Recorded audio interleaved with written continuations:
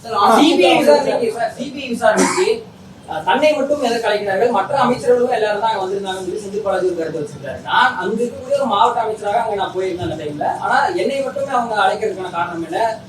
முதல்வர் முதற்கொண்டு அங்க வந்திருக்காரு. ஆனா கண்டிப்பாக செந்தில் பாலாஜி அவர்களை சிபிஐ விசாரணைக்கு அழைக்கணும். எதற்குன்னா ஆமாங்கண்ணா, எதற்குன்னா பாலாஜி என்று நான் பேசும் பொழுதுதான் செருப்பு வந்திருக்குன்னு சொல்லும் பொழுது அதை நீங்களும் சொல்றீங்க, நானும் சொல்றேன்.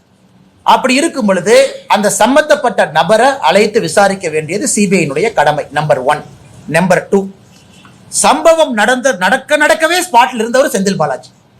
ஆம்புலன்ஸை கூட்டிட்டு வந்தாரு. ஆம்புலன்ஸ்ல திமுகவுடைய ஸ்டிக்கர் ஒட்டிந்தது, திமுக மருத்துவமனையின் ஸ்டிக்கர் ஒட்டிந்தது. செந்தில் பாலாஜி தான் ஃபர்ஸ்ட் ஆளா அங்க இருந்தா அவரு சொல்றாரு, அவரை கூப்பிடணும். 3வது, முதலமைச்சருக்கு தகவல் சொன்னது யார்? செந்தில் பாலாஜியா இருக்கலாம். எல்லா அரசு ஹாஸ்பிட்டலுக்கும் இங்க போனது யார்? செந்தில் பாலாஜியா இருக்கலாம்.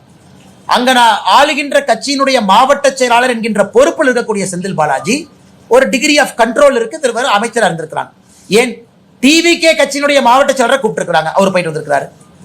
தமிழ்நாடு அரசினுடைய டிஜிபி ஸ்டேட் இன்டெலிஜென்ஸை கூப்பிட்டுருக்காங்க, அவங்க போயிட்டு வந்திருக்கிறாங்க. சம்பந்தப்பட்ட நபர் திரு விஜய் அவங்களை கூப்பிட்டுருக்காங்க, 2 முறை போயிட்டு வந்திருக்கிறாங்க.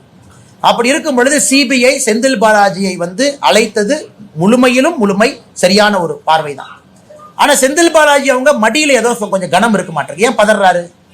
சிபிஐ கூட்டாங்க, போனேன், பேசினேன், வர வேண்டியதானே. மடியில கனம் இருக்கிறனால ஏன் பதறாரு? அவர் ஏன் நைசா ஸ்டாலின் அண்ணையும் கூட எடுத்துட்டு போலான்னு பாக்குறாரு. இது ஸ்டாலின் அவங்க நினைப்பாங்க, தம்பி நீ போறனா போகும்போது என்னையும் பிடிச்சி இழுத்துட்டு போறப்பான். அந்த மாதிரி தான் இருக்கு அவருடைய பதில். நான் அந்த பதில பார்த்தங்கன்னா, அதனால சிபிஐ அவர்கள் செந்தில் பாலாஜி அவங்களை கூப்பிட்டது முழுமையிலும் அது உண்மைதான். அவங்க போகணும், கோஆபரேட் பண்ணணும். மடியில கனம் இல்லைன்னா கோஆபரேட் பண்ணுங்க, ஏன் பயப்படுறீங்க? இது எதுக்கு நீங்க அப்படியே பதறீங்க?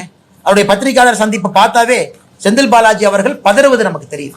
எனக்கு தெரியல யாரு குற்றம் செஞ்சாங்கன்னு தெரியலீங்கன்னா அது சிபிஐ என்கொயரியில் உண்மை வெளியே வரும்.